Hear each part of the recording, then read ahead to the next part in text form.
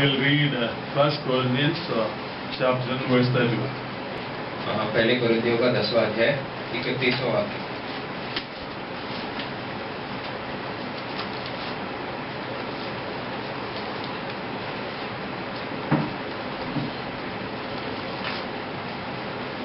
Therefore, whether you eat or drink or whatever you do, do all things, do all to the glory of God.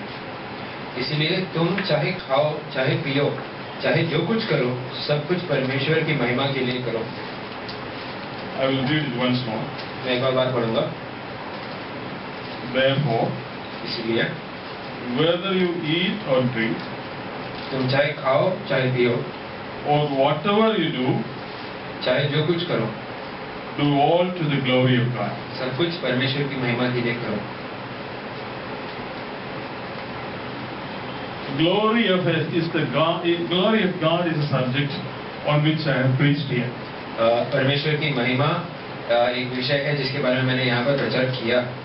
I think here I have spoken on only one aspect of the glory of God. यहाँ पर मैंने सिर्फ एक ही परमेश्वर की महिमा के एक ही भाग के बारे में बताया है। I said, you see the glory of God on the cross.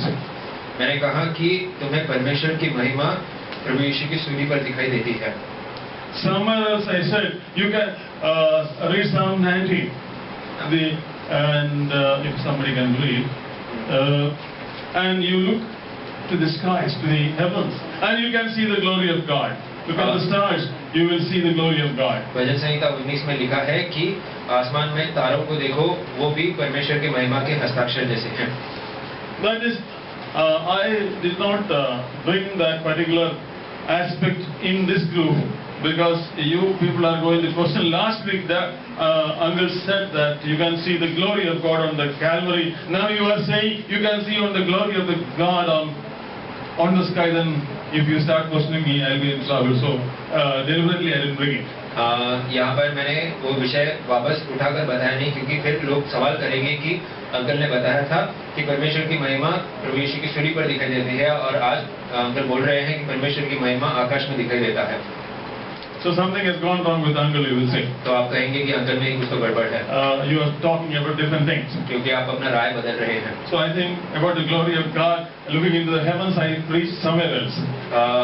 आसमान में परमेश्वर की महिमा आकाश में उनकी हस्तकला दिखाई देती है, वो मैंने कहीं और प्रचार की होगी। In fact, I was afraid my wife will confront me at home. मुझे ये डर था कि मेरी पत्नी मुझसे सवाल पूछेगी। Fortunately, she did not. धन्यवाद है इस बात के लिए उसने नहीं पूछा। When you look at the sky, when you look at the stars, you see the glory of God. जब आप आकाश में देखते हो, जब आप आसमान में तारों को देखते हो, आपको उसमें परमेश्वर की महिमा दिखाई देती है।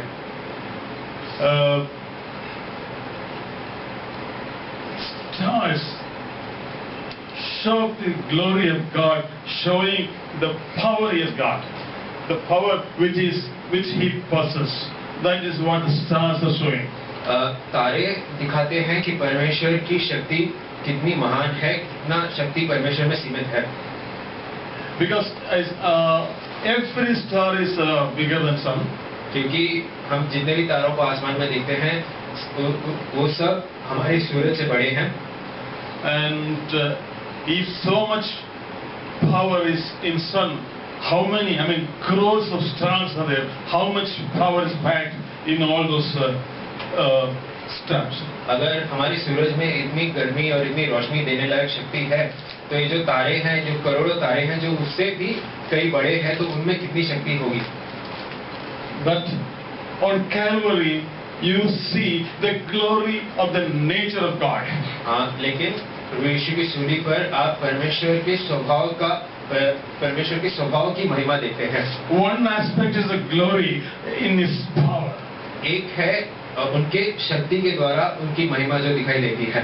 Another aspect is His nature, His character, which you see on Calvary. और दूसरी है कि उनका स्वभाव के द्वारा हमें उनका जो महिमा समझ में आता है। And Calvary, it shows how God deals with sin. और सूली पर हमें दिखाई देता है कि परमेश्वर पाप का सामना कैसा करते हैं। And in Calvary, it is shown how much hatred is there in God towards sin. और हम सूली पर देखते हैं कि परमेश्वर को कितना घिन है, कितना नफरत है पाप से। And he has so much hatred towards sin, and man was fit for nothing but for punishment. But finally, he had to slay his own son so that man can be delivered. और परमेश्वर को पाप से इतना नफरत था कि मनुष्य के पाप की वजह से मनुष्य को नष्ट होना ही था, लेकिन मनुष्य को बचाने के लिए परमेश्वर को ऐसा होने देना पड़ा कि उन्होंने अपने बेटे को मरने दिया। That shows the love of God. वो परमेश्वर का प्रेम दिखाता है। That aspect of glory is shown on Calvary. और परमेश्वर की महिमा का वो भाग हम प्रभु यीशु की सूली पर देखते हैं। And we must be aware of both these aspects. और हमें ये दोनों चीजों के बारे में पता रहना चाहिए। Now we read, if you eat or drink or whatever you do, you must do for the glory of God. हमने पहले कोरिन्थियों 10 के 31 में पढ़ा कि हम चाहे खाए पिए या चाहे जो भी करें, सब कुछ परमेश्वर की महिमा के लिए होनी चाहिए। I read about an evangelist मैंने एक प्रचारक के सुसमाचार प्रचारक के बारे में इस प्रकार सुना, who went to Africa. जो अफ्रीका गए थे। He went to Africa as a missionary. वो गए थे एक मिशनरी बनकर, And he heard Africa there is a lot of suffering. और उन्होंने सुना कि अफ्रीका में लोग बहुत पीड़ित हैं।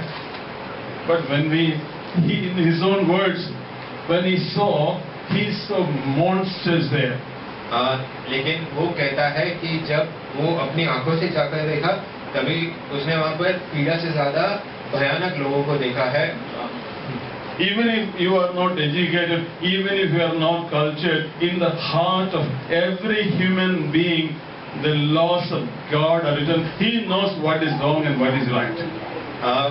आप चाहे शिक्षित हो या ना हो, आपकी चाहे परंपरा अच्छी हो या ना हो, लेकिन फिर भी हर इंसान के हृदय में परमेश्वर के कुछ कानून, कुछ नियम लिखे रहते हैं, जिससे उस व्यक्ति को समझ में आता है क्या सही है और क्या सही नहीं है या क्या गलत है।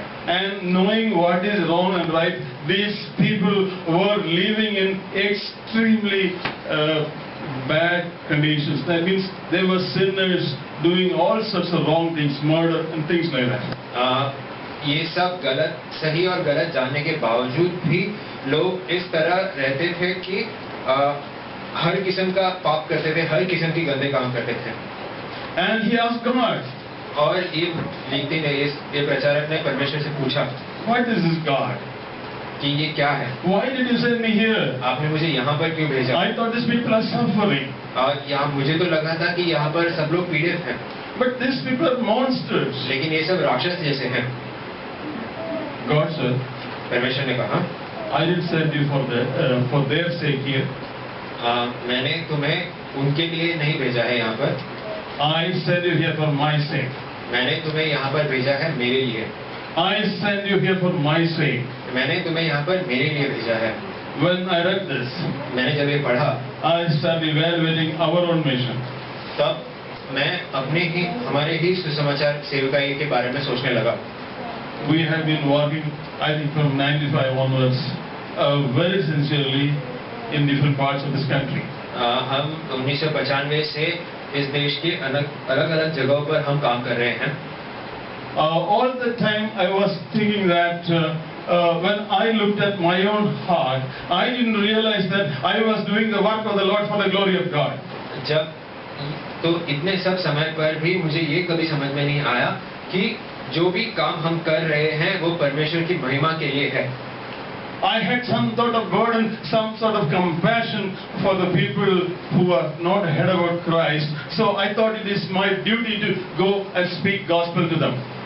मुझे ये लगता था कि मुझ में ये बोझ था, मुझे लोगों की हालत देखकर तरस आती थी, इसीलिए ये सेवका का काम किया जाता था ताकि उन लोगों के लिए कुछ बात सुधर जाए। I realized that somehow I was struggling so that people will say one formula.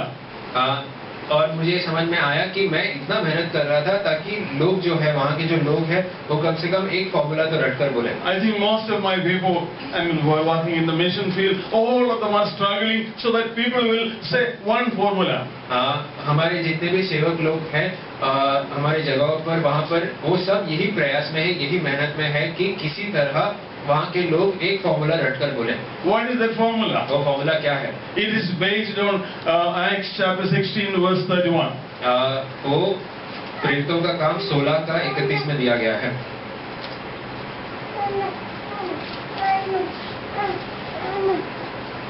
Believe on the Lord Jesus Christ and you will be saved and your household. उन्होंने कहा प्रभु यीशु मसीह पर विश्वास कर तो तू और तेरा घराना उद्धार पाएगा। I was struggling to make people confess that I received Jesus Christ as my personal Savior from today onwards, and after that I thought these people are saved. मैं हमेशा यही प्रयास में लगे रहता था कि लोग किसी तरह कहे कि हाँ मैंने प्रभु यीशु को अपना उद्धारकर्ता करके स्वीकार किया है, ताकि ये लोग किसी भी तरह बच जाए। And most of us are believing that even today. और हम में से ज्यादातर लोग यही आज भी सोचते हैं। Our mission work has made thousands of people say this formula. और हमारी सेवकाई के द्वारा हजारों लोगों ने ये फॉर्मूला रटकर कहा भी है। Lord, I acknowledge I am a sinner. लोग कहते हैं कि हाँ मैं कबूल करता हूँ कि मैं पापी हूँ। I know that you have died for my sins. और परमेश्वर मैं जानता हूँ कि आप मेरे पापों के लिए मरे। Forgive my sins. मेरे पापों को क्षमा कीजिए। I know Jesus has died and raised up on the third day. और मैं ये भी मानता हूँ कि प्रभु यीशु मेरे लिए मरे और तीसरे दिन पर जी उठे। So Jesus, come into my life. इसलिए प्रभु यीशु मेरे जीवन में आइए। I hand over my life to you. और मैं अपना जीवन आपके हाथ में आपके हाथ के हवाले करता हूँ। Thank you Jesus for coming into my life. और धन्यवाद प्रभु यीशु मेरे जीवन में आने के लिए। Amen. Amen. And after that I will lay the hands and press the head and say, oh come on God, bless him. और मैं उनके सिर पर अपना हाथ रखूंगा और कहूंगा परमेश्वर अभी इन्हें आशीष दीजिए। And I thought everybody is saved. और मुझे लगता था कि लोगों ने उद्धार पा लिया। I've done something great. और मैंने बहुत महान काम कर लिया। Now I myself realize I myself didn't have the right purpose when I was trying to evangelize people. लेकिन अभी मुझे समझ में आया है कि जब मैंने ये सुसमाचार का प्रचार शुरू किया तभी मेरे दिमाग में जो मकसद था वही ठीक नहीं था, वही सही नहीं था। I thought I was in one way I thought I am a very obedient person. एक तरफ से मुझे ऐसा लगने लगा कि मैं परमेश्वर का बात एक आज्ञाकारी व्यक्ति हूँ। He asked me to go and evangelize. I went and evangelized. परमेश्वर ने मुझसे कहा जाओ जाकर सुसमाचार सुनाओ और मैंने जाकर सुसमाचार सुनाया। What is evangelism? सुसमाचार सुनाने का मतलब क्या है? Go and tell people Jesus died for your sins. जाकर लोगों से कहो कि प्रभु यीशु तुम्हारे पापों के लिए मरे। And if you believe that, come and confess him. और अगर आप ये मानते हो तो आकर कबूल कीजिए। And after that, go and dip them in water in the name of the Father, Son, and the Holy Spirit, and believe they will go to heaven. और फिर उन्हें जाकर पानी में 3 बार डुबाओ और कहो कि प्रभु पिता पुत्र और पवित्र आत्मा के नाम में तुम्हें बपतिस्मा देता हूँ और वो ठीक हो जाएंगे। But what did we read here? लेकिन यहाँ पर हमने क्या पढ़ा? Do everything for the glory of God. कि तुम जो भी करो सब में प्रभु की परमेश्वर की महिमा होनी चाहिए। If you ask me, अगर आप मुझसे पूछो, did you do all these things for the glory of God? कि क्या तुमने ये सब परमेश्वर की महिमा के लिए किया? Well, I cannot give a good answer. तो मैं एक अच्छा जवाब नहीं दे पाऊंगा। Yes, I realized from my own life. और ये बात मुझे अपने जीवन से ही समझ में आया। I was not an evangelist for last 18 or 19 years for the glory of God. मुझे ये बात समझ में आई कि पिछले 18-19 साल से मैं एक सुसमाचार प्रचारक परमेश्वर के महिमा के लिए नहीं था। Then I realized the meaninglessness of the work which I have done for so many years. और मुझे समझ में आया कि इतने सालों से जो भी काम कर रहे थे हम वो व्यर्थ हुआ। Because do everything for the glory of God. चाहे जो भी करो परमेश्वर के महिमा के लिए किया करो। In this context, अगर ऐसा है तो we must go back to the glory of God. तो हमें वापस परमेश्वर की महिमा में आना है। And we will go to the Calvary aspect of the glory of God. और हम प्रभु के सूली पर जाएंगे और वहां पर परमेश्वर की जो महिमा दिखाई देती है उस पर ध्यान देंगे। Why did I say that we see on Calvary? मैंने ऐसे क्यों कहा कि हम परमेश्वर की महिमा उनकी सूली पर क्यों देखते हैं? I said on Calvary we see the hatred of God towards him. हम सूली पर परमेश्वर कितना पाप से नफरत करते हैं वो देख पाते हैं। And do we really hate sin? तो क्या हम सचमुच पाप से उतना नफरत करते हैं? Do we really hate sin? क्या हम पाप से उतना नफरत करते हैं? Look at your life. आप अपने जीवन में जांच कर देखो। If I ask you people whether you hate sin, you will all say sin. Or you will all say that we hate sin. अगर मैंने आपसे पूछा कि क्या आप लोग पाप से नफरत करते हैं तो आप लोग कहेंगे कि हाँ हमें पाप से बहुत नफरत है। But लेकिन in your heart, आपके दिल में I did realize that I don't really hate sin. मुझे ये बात समझ में आई कि मैं पाप से उतना नफरत नहीं करता। Then I wanted to hate sin. और मैं चाहता था कि मैं पाप से नफरत करूं। But I could not hate sin. लेकिन मैं पाप से नफरत नहीं कर पाया। If you really hate sin, अगर आप सचमुच पाप से उतना नफरत करते you हैं, will stop admiring sinful things which you see everywhere in the world. तो आप उन सभी चीजों का जो शोभा है वो देखना बंद कर दोगे जो भी इस दुनिया में है। हर चीज में पाप भरा है और उसकी खूबसूरता देखना बंद कर दोगे। See, most of us probably admire Shah Rukh Khan more than Jesus Christ. हम में से लोग ऐसे होंगे जो यीशु से ज्यादा शाहरुख खान को पसंद करते हैं। Many of us admire Amir Khan more than Jesus Christ. या फिर आमिर खान को ज्यादा पसंद करते हैं यीशु से। And we admire the beauty of Katrina Kaif. All those people more than the beauty of Christ. या फिर कोई भी फिल्म अभिनेत्री की खूबसूरता को यीशु से ज्यादा महत्व देते हैं। Yeah. And if you are doing that, और अगर आप ऐसा करते हैं, if you are doing that, अगर ऐसा है, problem is all these are idol worshippers.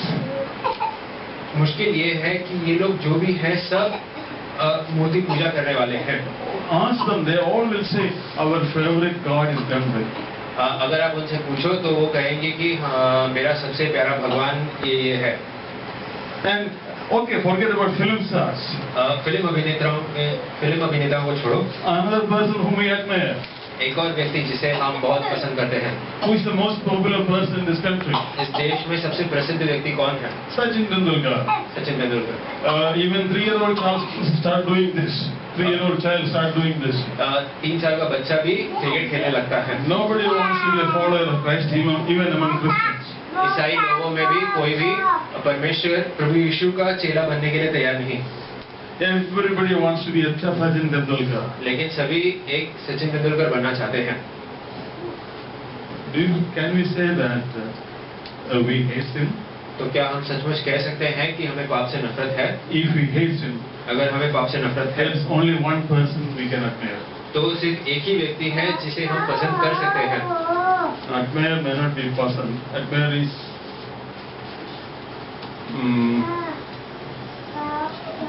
giving some sort of credit or praise or something. Admire का मतलब पसंद नहीं है, कुछ मूल्य देना किसी को। अभी the word of God says, प्रभु का वचन कहता है, we must do everything for the glory of God. कि हमें सब कुछ प्रभु की महिमा के लिए करनी चाहिए। Can we give praise to Tendulkar for the glory of God? तो क्या हम तेंदुलकर के गुणगान गाने से परमेश्वर की महिमा हो सकती है? Can we praise Katrina Kaif for the glory of God? क्या हम कतरीना कैफ की खूबसूरती को देखकर परमेश्वर की महिमा कर सकते हैं? Can we give praise Malayali Lord? Can we praise M.G. Srinivasan for the glory of God? या फिर क्या मलयाली लोग M.G. श्रीनिवासन को के गानों को उतना पसंद कर सकते हैं परमेश्वर की महिमा देकर? M.G. Srinivasan, I have heard him saying, I am a big devotee of Moga Biga. वो व्यक्ति कहता है कि वो किसी और देवी देवता का भक्त है। And when we admire him, और जब हम उन्हें उतना महत्व देते हैं, when after that if you say that I do everything for the glory of God, और उसके बाद अगर आप कहते हैं कि मैं सब कुछ परमेश्वर की महिमा के लिए करता हूँ, then I cannot believe. तो वो बात मानना मुश्किल पड़ जाता है। In this context, इस विषय में, इस रिश्ते में, in Old Testament I found two types of Christians and ministers in chapter 17 of Genesis. पुराने नियम में दो किस्म के विश्वासियों को देखा है। We'll go to Judges chapter 7. न्यायों का 17वां अध्याय। We will not read the whole thing. पूरा अध्याय नहीं पढ़ेंगे। You should go back. I'll just summarize it. उसका मैं उसके पीछे की जो कहानी है वो मैं बताता हूँ। This chapter talks about a man called Micah. यहाँ ये अध्याय जो है मीका नाम के एक व्यक्ति के बारे में कहता है।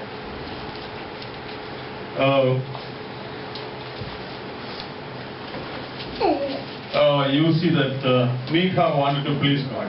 आप देख सकते हैं कि मीका परमेश्वर को प्रसन्न करना चाहता था। So what did he do? तो उसने क्या किया? He made a small, in today's language, he made a small chapel. देखेंगे कि उसने एक छोटा सा मंदिर बनाया। You can see verse 5. The man Micah had a shrine and made an ephod and household idols, and he consecrated one of his sons, who became his priest. 5वें वाक्य में हम देख सकते हैं, मीका के पास एक देवस्थान था, तब उसने एक एपोद और कई एक ग्रह देवता बनवाए और अपने एक बेटे का संस्कार करके उसे अपना पुरोहित ठहरा लिया। Then the chapter speaks about another man.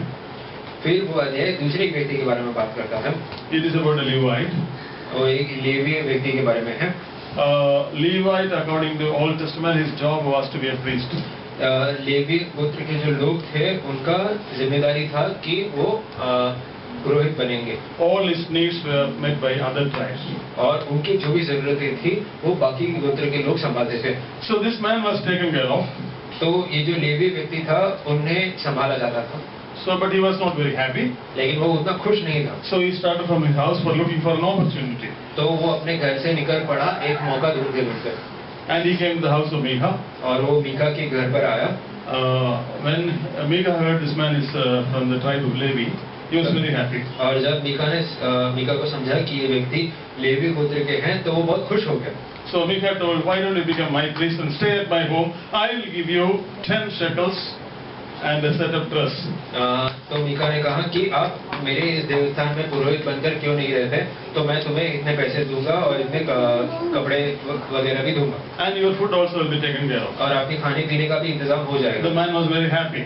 और वो लेवी व्यक्ति जो था वो बहुत खुश हो गया। The man who was called to serve the Lord of a tribe, now he becomes the priest of one man. जो लेवी व्यक्ति था, जो ऐसा गोत्र का है जो परमेश्वर के पुरोहित बनने चाहिए, वो जाकर किसी और का पुरोहित बन जाता है। And he started staying with Micah. और वो मीका के साथ रहने लगता है। And verse 12. 12वां वाक्य। So Micah consecrated the Levite, and the young man became his priest and lived in the house of Micah. तब मीका ने उस लेवी का संस्कार किया और वह जवान उसका पुरोहित होकर मीका के घर में रहने लगा। And verse 30, and Micah said, now I know that the Lord is good to me, will be good to me, since I have a Levite as priest. 13वां वाक्य। और मीका सोचता था कि अब मैं जानता हूँ कि यहोवा मेरा भला करेगा, क्योंकि मैंने एक लेवी को अपना पुरोहित कर रखा है। So why this Micah was doing all these things? ये मीका जो था वो ये सारे काम क्यों कर रहा था? This man had a chapel. इस व्यक्ति का एक देवस्थान था।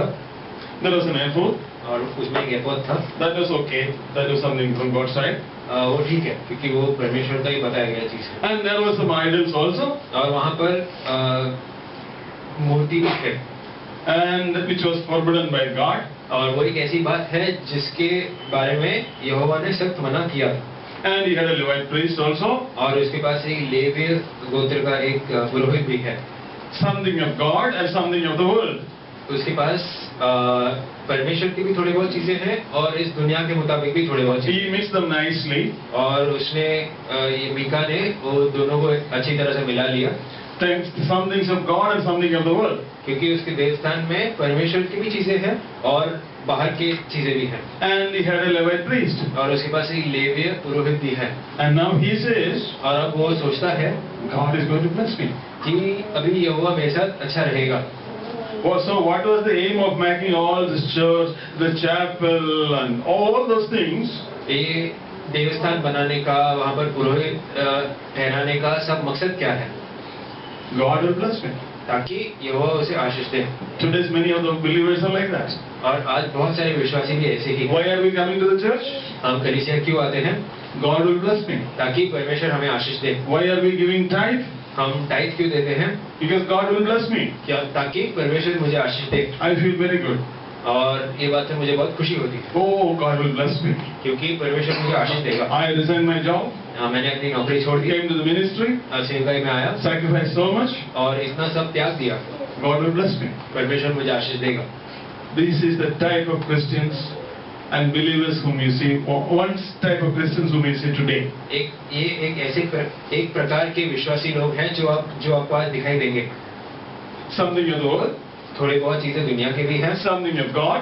और थोड़ी बहुत चीजें And mixture. और उसे अच्छी तरह से उसका मिश्रण कर लो। Ultimate aim is to get the blessing. और किसी भी तरह ये सब करने के बाद परमेश्वर की आशीष पाएं। He doesn't even think about they don't even think about the glory of God. वो परमेश्वर की महिमा के बारे में भी नहीं सोचते। It is immaterial. वो उनके लिए उतना महत्व नहीं रखता। I must get blessed. मुझे किसी तरह आशीष मिल जाए। I must get blessed. मुझे किसी तरह आशीष मिल जाए। Then let us look at the Levite. और हम लेवी व्यक्ति को देखेंगे। He had a godly assignment. उसके पास परमेश्वर का दिया हुआ एक नियुक्त जिम्मेदारी था। But he left it. लेकिन उसने वो सब छोड़ दिया। Looking for an opportunity, he started wandering. क्योंकि उससे भी अच्छा कोई अवसर चाहिए था। So he came here. तो वो भटकते मीका के घर आया। When Micah offered him. और जब मीका ने उसे ये पत्नी दी। And 10 shekels and a shirt. और उसके साथ साथ थोड़े पैसे भी दिए, कपड़े भी दिए। Oh, he became very happy. तो वो बहुत खुश हो गया। This is the kind of pastors we have today. और इस किस्म के पास्टर लोग आज हमें दिखाई देते हैं। Many servants of God are like this. परमेश्वर के कई दास ऐसे हैं। They sold their lives for 10 shekels and little things of the world. उन्होंने अपना जीवन अपना सारा मकसद थोड़े पैसों के लिए और थोड़े कपड़ों के लिए बेच दिया। He knows in the church, in the chapel, there are idols. He should not be there. वो लेवी व्यक्ति जानता था कि उस देवस्थान में मूर्तियां हैं और उसे वहाँ पर नहीं होना चाहिए। Doesn't matter. उसके लिए वो ज्यादा फर्क नहीं पड़ता। As long as he gets his money, जब तक उसे उसके पैसे मिलते हैं, he doesn't care. उसे कोई फर्क नहीं पड़ता उसे। But the problem is if he goes and rebukes Micah for keeping the idols, he will lose the job. और तकलीफ की बात यह है कि अगर उसने जाकर मीका को डांटा कि परमेश्वर की जगह पर उसने मूर्तियों को क्यों रखा है, तो मीका उसे अपनी नौकरी से निकाल देगा। So he was happy. तो वो चला लेता था। If you read further, अगर आप उस कहानी को आगे पढ़ें, what happened? तो क्या होगा? Some 600 people came. 600 लोग आए। It was from the tribe of Dan. दान के गोत्र के थे। They caught this Levite. उन्होंने इस लेवी व्यक्ति को पकड़ा। They robbed all his idols. और इस देवस्थान में जितने भी मूर्तियां थे सबको चुरा लिया। They told this Levite. और इस लेवी व्यक्ति से कहा, Why don't you be our priest? कि तुम हमारे पुरोहित क्यों नहीं बन जाते? Now you are a priest of one man. अब तुम एक व्यक्ति के पुरोहित हो। Now you be a priest for the tribe. तो अब तुम एक गोत्र के लिए पुरोहित क्यों नहीं बन जाते? He was very happy. तो ये लेवी व्यक्ति और खुश हो गया। He was eating the food of Micah. वो मीका के घर का रोटी खाता था। Just getting regular salary for quite some time. और अच्छी तनख्वाह भी मिलती है। Maybe for a few years. शायद थोड़े साल ऐसे गुजरे होंगे। Now there's a good opportunity. अभी उससे भी अच्छा अवसर मिला। More salary. और पैसे मिलेंगे। More everything. और हर किस्म से और भरपूरी होगी। Without any prick of the conscience, he went with them. और अपने और उसके विवेक में उसे जरा सा भी चोट नहीं पहुंचाया, वो ऐसे ही चल पड़ा उनके साथ। Not only that, if you read the initial part of the chapter 18, you will see that he walked in the middle of the crowd. और अगर आप 18 के पहले भाग देखें तो आपको समझ में आएगा कि वो उन लोगों के बीच चलता था। Why he was walking in the middle? भीड़ के बीच में क्यों चलता था? So that nobody will hurt him. ताकि कोई उसे चोट ना पहुंचाए। Suppose Micah feels very bad and throws the stones. अगर मीका को बुरा अगर इस बारे में खराब लगा और उसने अगर एक पत्थर फेंका, The stone will never hit the priest. तो वो पत्थर कभी भी उस लेवी व्यक्ति तक नहीं पहुंचेगा। This is the kind of many ministers are of this kind. और कई परमेश्वर के दास इस प्रकार हैं। Glory of God was never an aim of the Levite. परमेश्वर की महिमा उस लेवी व्यक्ति का मकसद कभी था ही नहीं। He was just doing a job. वो सिर्फ अपना नौकरी अपना काम कर रहा था। Let us bring it to the Christian context today. और अगर हम इसी चीज को आज के विश्वासियों में, आज के ईसाइयों में देखें, Why do we come to the church? हम कलीसिया क्यों आते हैं? We should get blessed. ताकि हमें आशीष मिले। Why do we give tithe? हम दशांश क्यों देते हैं? We should get blessed. ताकि हमें आशीष मिले। Glory or no glory, we don't care. परमेश्वर को महिमा मिले ना मिले उससे हमें फर्क नहीं We don't care. पड़ता। हमें उससे फर्क नहीं He पड़ता। has glory, let him keep it for himself. I am not bothered. परमेश्वर के पास महिमा है, वो अपने पास ही रखे, मुझे And the कुछ फर्क नहीं ministers. पड़ता। और जो सेवक लोग हैं, There are many ministers. When I see the newsletter of some of the ministers, I go crazy. कई परमेश्वर के दासों के जब न्यूज़लेटर हम पढ़ते हैं तो पढ़कर मुझे अफसोस होता है। Other day I read a book. पिछले दिनों में मैंने एक पुस्तक पढ़ा। The man says, I have vision to plant 1 lakh churches. और उस व्यक्ति ने इस प्रकार लिखा है कि मुझे ये दर्शन दिया गया है कि मैं 1 लाख कलीसियाएं खड़ा करूं। I read the newsletter of another man. दूसरे एक व्यक्ति के न्यूज़लेटर मैंने पढ़ा। First newsletter, I mean some newsletter, 1 month he has written, he has planted 4,000 churches. एक न्यूज़लेटर में उन्होंने लिखा कि उन्होंने 4,000 कलीसियाएं स्थापित किए हैं। But next month he wrote, no, I wrote a mistake. Actually, I have planted 5,000 churches. और फिर अगले महीने उन्होंने लिखा कि नहीं, वो 4,000 गलती से लिखा था, मैंने सचमुच 5,000 कलीसियाओं को स्थापित किया है। Where is the glory? इन सब से परमेश्वर की महिमा कहाँ है? This man is working for planting so many churches. ये व्यक्ति इसीलिए काम कर रहा है ताकि उसके नाम में इतने सारे कलीसियाएं स्थापित हों। I planted. कि मैंने इतने सारे I कलीसियाएं planted. मैंने स्थापित किया। Where is the grace of God? तो इसमें परमेश्वर की शक्ति कहाँ है? परमेश्वर का महत्व कहाँ है? No man can plant 5,000 churches. कोई भी व्यक्ति खुद से 5,000 कलीसियाएं स्थापित नहीं कर सकता। Other man has gone to, I mean, thousands, more thousands. दूसरे एक व्यक्ति तो लाखों की बात कर रहे हैं। Where is the glory of God? ये सब में परमेश्वर की महिमा कहाँ है? That's why I said today's believers and today's ministers, they can be classified in the 2 groups. That is, this Micah represents one group of believers, and this Levite represents the other group of ministers. आज के विश्वासियों को 2 किस्म में बांटे जा सकते हैं। एक जो है वो मीका की तरह है और दूसरे उस लेवी व्यक्ति की तरह है। But लेकिन the Bible says you must do everything for the glory of God. लेकिन वचन कहता है कि तुम चाहे जो भी करो परमेश्वर की महिमा के लिए किया करो। Why should you do everything for the glory of God? आपको सब कुछ परमेश्वर की महिमा के लिए क्यों करना है? Because your resources for doing everything comes from God. क्योंकि आप जो भी करते हो वो सबका, उसके लिए जो भी जरूरत की चीजें पड़ती है वो सब परमेश्वर ही देता है। Whatever you do, आप चाहे जो भी करो, it's the initial part it is written, when you eat you have to give glory to God. हमने पढ़ा कि तुम चाहे जो भी खाओ या जो भी पियो परमेश्वर के नाम की महिमा किया करो। क्यों? Why? क्यों? Because your food was provided by God. क्योंकि आपका खाना पीना भी परमेश्वर से ही आता है। So you must eat for the glory of God. इसीलिए आप खाओ परमेश्वर के महिमा के लिए। When you do something, आप चाहे जो भी करो, whatever you do, आप चाहे जो भी करते हो, you need resources to do that. वो करने के लिए, जो भी आप काम करते हो वो करने के लिए उसके पीछे कोई चीजों की जरूरत पड़ती है। If you are doing an intellectual job, you need an intelligence to do that. अगर आप कोई ऐसा चीज कर रहे हो जिसमें दिमाग चाहिए तो वो उसके लिए आपको दिमाग की जरूरत पड़ती है। If you are preaching the gospel, you need the anointing to do that. अगर आप परमेश्वर के वचन की प्रचार करते हो तो उसके लिए परमेश्वर से अभिषेक पाना जरूरी है। Origin of every good thing is God Himself. और हर भली चीज का स्रोत परमेश्वर खुद है।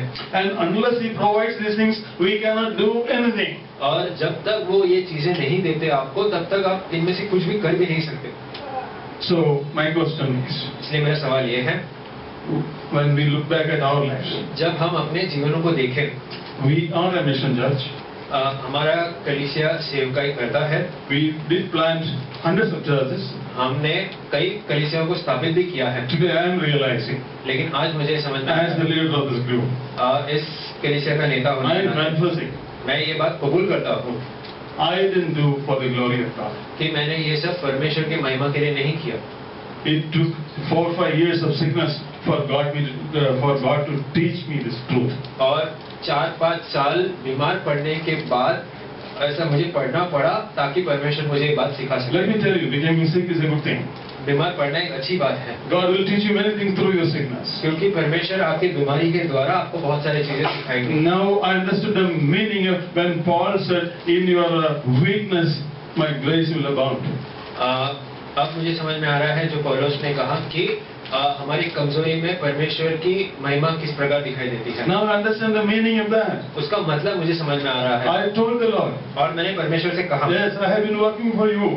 कि मैं आपके लिए काम कर तो रहा था, I thought I was simply obeying you. और मुझे लगता था कि मैं आपका आज्ञा पालन कर रहा हूँ, I thought it was my duty to obey you. और मुझे लगता था कि ये मेरी जिम्मेदारी है कि मैं आपका आज्ञा पालन करूँ। I told you, if you ask me to jump from the top of my building, I'll definitely jump. और मैंने उनसे ये भी कहा कि अगर आप मुझे कह दे कि मैं अपने बिल्डिंग के टेरेस से छलांग मारूं तो मैं वो भी कर देता। Whatever you said, I obeyed. आपने जो भी कहा मैंने सब किया, But लेकिन I told you, मैंने ये भी कहा now I realize, कि अब मुझे समझ में आ रहा your है glory was never in my mind. कि आपके नाम की महिमा मेरे मन में कभी वो मकसद था ही। It is my own confession. ये मेरी खुद की मैं खुद कबूल कर रहा हूँ। Unless you do even evangelism of leading people to Christ, अगर सुसमाचार सुनाने का भी काम हो,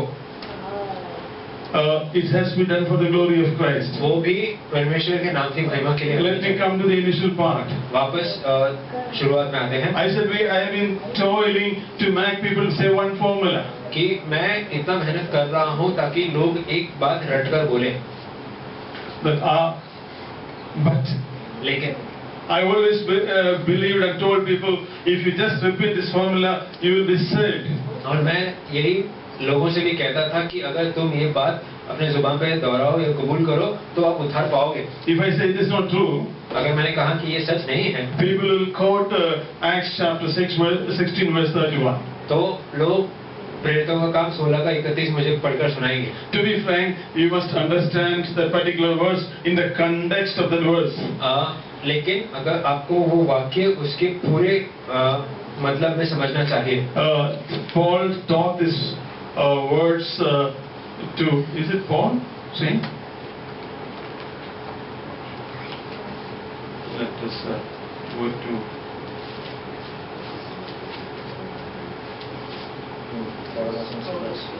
Paul and Silas. Okay. Paul said, believe in Lord Jesus Christ and you will be saved. You must look at the context.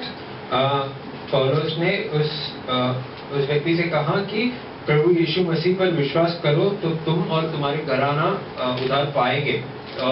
तो जब आप ये वाक्य पढ़ते हो तो उसका पूरा मतलब है समझिए। First, you read that verse 26. There was a big earthquake in the prison. आप अगर उसी अध्याय का 26वां वाक्य पढ़ेंगे तो आपको समझ में आएगा कि पौलुस और सीलास दोनों एक बंदीगृह में बंद थे और वहां पर एक बड़ी भूकंप आई। Suddenly there was a great earthquake and the prison was shaken to the foundations and all the doors flew open and chains of every prisoner fell off. 26वां वाक्य, इतने में एकाएक बड़ा भूकंप आया, यहाँ तक कि बंदीगृह की नींव भी हिल गई और तुरंत सब द्वार खुल गए और सबके बंधन खुल पड़े। This was a miracle. यहाँ पर वो बंदी गृह का रखवाली करने वाला जो सूबेदार या दरोगा था, उसने परमेश्वर की शक्ति का एक चमत्कार देखा। An unbelievable miracle he has seen. एक ऐसी बात देखी जो वो विश्वास नहीं कर पाया। And then what? Because he was in charge of the prisoners. क्योंकि वो दरोगा की जिम्मेदारी थी कि वो बंदी गृह में जो भी कैदी हैं वो वहीं पर रहे। And the chain from every prison was fallen off. और हर कैदी के हाथ से वो सारी सलाखें छूट गई। And he was supposed to keep them locked. और वो दरोगा का जिम्मेदारी था कि ये सारे कैदी अंदर ही रहे। Then what? He became so desperate. और वो बहुत लाचार हो गया। If people find out these people escaped, he will be killed. और अगर अधिकारियों को समझ में आया कि सारे कैदी भाग गए तो इसे मार डाला जाएगा। So instead of getting, all this judgment and all that, he decided to kill himself. और उसने सोचा कि इतना बेइज्जती और फिर किसी और के द्वारा मरने के बजाय मैं खुदकुशी कर लेता हूँ। Verse 27.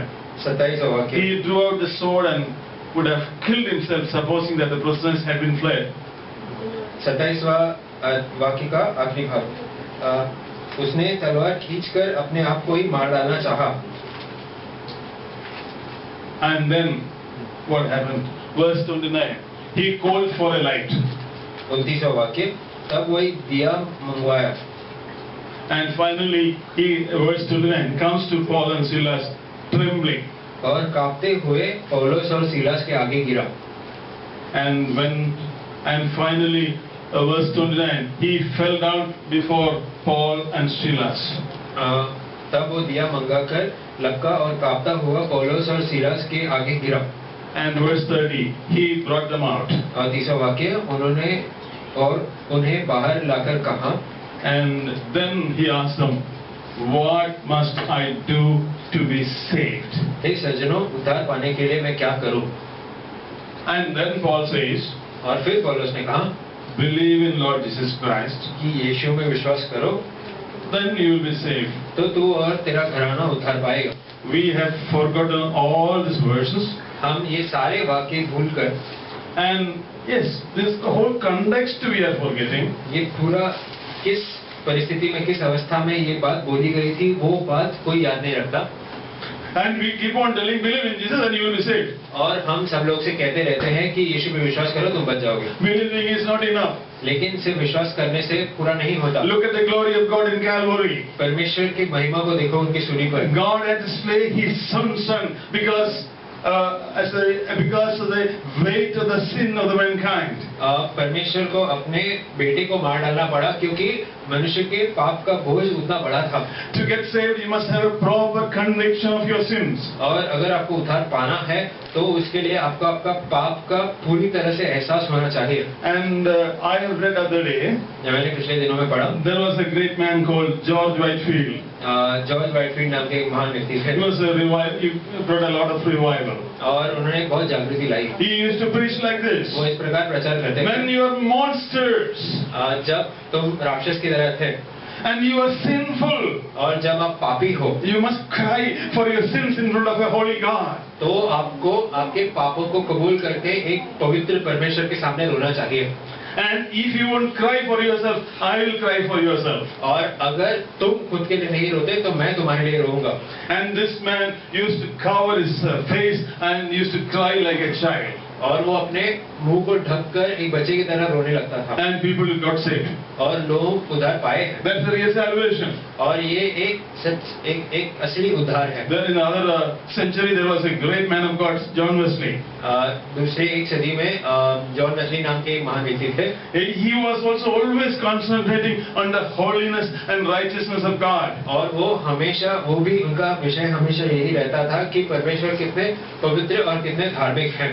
Nowadays you have seen evangelists when they wave the hand, people fall down. आजकल आप ऐसे प्रचारकों को देखते हैं जो ऐसा हाथ घुमाते हैं और लोग गिरने लगते हैं।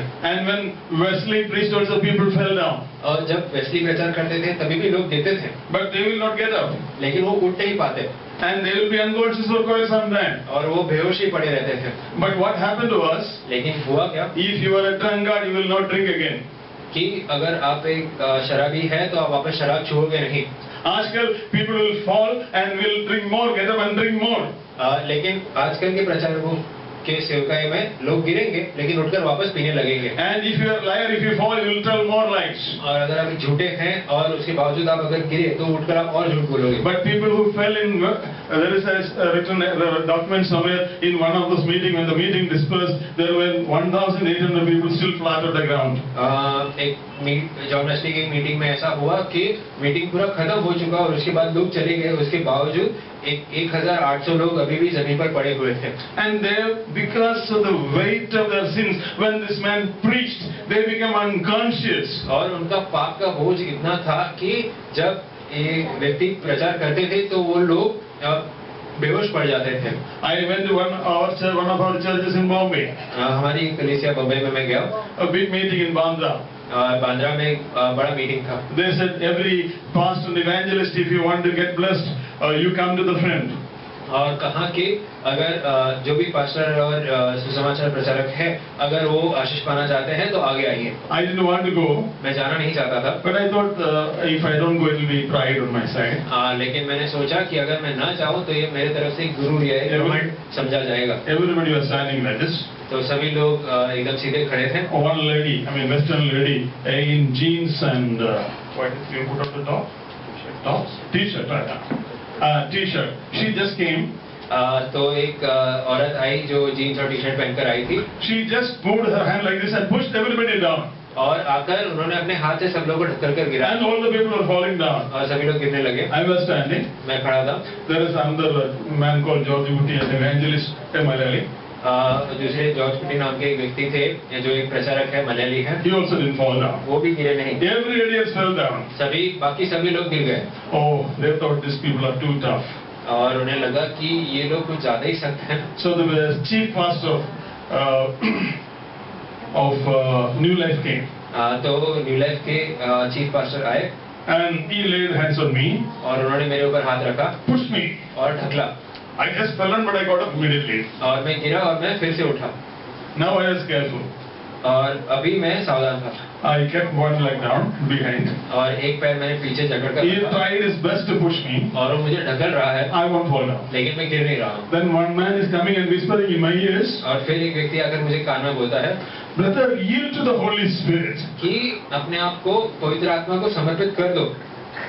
Yield to the Holy Spirit means when this man pulls, you must fall down. और उसका मतलब है कि जब ये व्यक्ति ढकलता है तो आप गिर जाना चुपचाप। This drama is going on all over the world. और यही नाटक पूरी दुनिया में चलते रहता है। I did not see until today a man whose life has been changed after falling down. ऐसे कोई भी व्यक्ति नहीं जो गिरकर अपना जीवन बदल चुका है। Yes, I have laid hands on people and fallen down. They were all possessed people.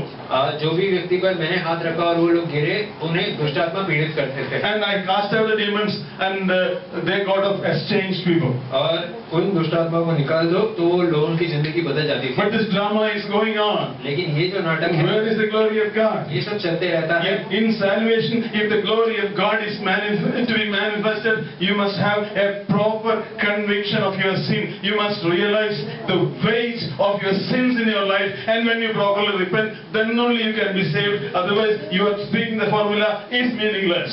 अगर आपका उद्धार पूरी तरह से होना है तो आपको आपके पाप का एहसास होना चाहिए। उसके बाद ही परमेश्वर की महिमा समझ में आएगी आपको, नहीं तो फिर आप एक फॉर्मूला रट रहे हैं और उसका कोई मतलब नहीं बनता। Now I realize many people whom I led to Christ, why they abuse me.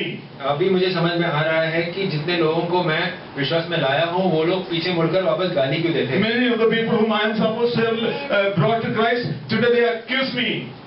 जितने लोग कई लोगों को जिन लोगों को मैंने विश्वास में लाया है वो लोग आज मुड़कर मेरे ऊपर ही दोष लगाते हैं। Because they were never born again. क्योंकि उन्होंने उद्धार कभी पाया ही नहीं। They never had a feeling of their guilt. उन्हें अपने पापों का एहसास कभी They continue as sinners. और वो पापी बनकर ही रहते हैं। Their mind was never renewed. और उनका मन कभी ठीक नहीं With हुआ। the mind to be renewed, first of all, the sin has to be washed away. अगर आपका मन ठीक होना है तो पहली बात आपकी पाप धुलनी चाहिए। That is possible, and when you become aware of the glory of God, which is exhibited in Calvary. और वो तभी होगा जब आपको परमेश्वर की महिमा समझ में आएगी जो सूली पर दिखाई देता है। You must realize how much God hates sin. आपको समझ में आना चाहिए कितना परमेश्वर पाप से नफरत करता है। And He hates so much that He had to slay His own Son so that you can be saved. और उन्हें इतना नफरत था कि उन्होंने अपने बेटे को मार डाला ताकि तुम उद्धार पा सको। Yes, check whether you are really born again. I am telling to everybody sitting here, whether are you really born again? मैं आप सभी से कह रहा हूँ कि जांच कर देखो और अपने आप को अच्छी तरह से जांचो कि क्या आपने सचमुच उद्धार पाया है या नहीं। Do you have a conviction of sins? क्या आप में वो पाप का एहसास है? I will tell you a test for knowing whether you have a conviction of sin. एक वो परखने के लिए मैं एक तरकीब आपको बताता हूँ। If you hate sin, then I would say you are born again. अगर आपको पाप से नफरत है तो आपने एक नया जीवन पाया है। I am telling you, I had to take a stock of all my life again. मुझे अपना जीवन को पूरी तरह से वापस जांचना पड़ा। A man who is presiding over thousands of believers and preaching the gospel and living only for Christ for so many years, if that is my condition, just imagine what is the condition of most of the believers. अगर एक ऐसा व्यक्ति जो हजारों विश्वासियों के एक कलीसिया का नेता बनकर इतने सालों से पूरी तरह से प्रभु की सेवकाई में है, अगर उसे अपने जीवन को पूरी तरह से वापस जांचना पड़ा, तो आप सोचिए कि विश्वासियों का क्या हाल होगा। You must focus. Probably you must go to the message which I had given earlier, where I preached about the glory of God, which is exhibited on Calvary. आपको वापस वो प्रचार देखना चाहिए जहाँ पर मैंने बताया कि परमेश्वर की महिमा सूली पर दिखाई देती है। The hatred of God towards him. परमेश्वर कितना नफरत पाप से करते हैं। And he had to slay his own son so that you can be delivered. और उन्होंने अपने बेटे को मार डाला ताकि आप उद्धार पा सकें। When you realize it, जब आपको सचमुच समझ में आती है, you will feel the weight of your sin. तो आपको आपके पाप का बोझ का एहसास होगा। I had to cry out to God, God, give me, help me to hate sin. अब मैं परमेश्वर से ये प्रार्थना कर रहा था कि मेरी मदद कीजिए ताकि मैं पाप से नफरत कर I सकूं। realized that I don't hate sin.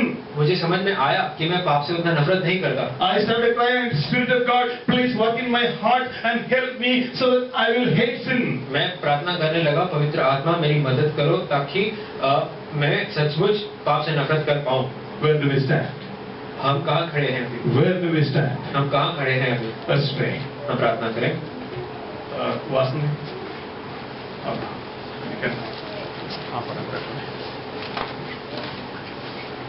धन्यवाद धन्यवाद धन्यवाद स्वर्गीय पिता परमेश्वर, हम आपको धन्यवाद करते प्रभु। सचमुच प्रभु जी, आज के वचन के लिए हम धन्यवाद करते प्रभु। सुंदर सा वचन हमें सुनने के लिए, समझने के लिए दिया प्रभु जी। सच में आज का वचन ने हमारे हृदय को छू लिया पिता परमेश्वर। हमें अपने आप को एक बार और प्रभु जांचने के लिए प्रभु आपने सहायता किया, मदद की, इसलिए आपको धन्यवाद करते। हम कैसे हैं पिता परमेश्वर, हम आपसे प्यार करते हैं कि नहीं, हम कहाँ तक पहुँचे प्रभु यीशु, आज हमने जान लिया पिता परमेश्वर। प्रभु यीशु मसीह हमें मदद कीजिए प्रभु। अभी बहुत सी बातें बाकी है प्रभु, आज हम आपकी महिमा कर रहे कि नहीं कर रहे प्रभु जी, आज हमें मालूम पड़ा है पिता परमेश्वर।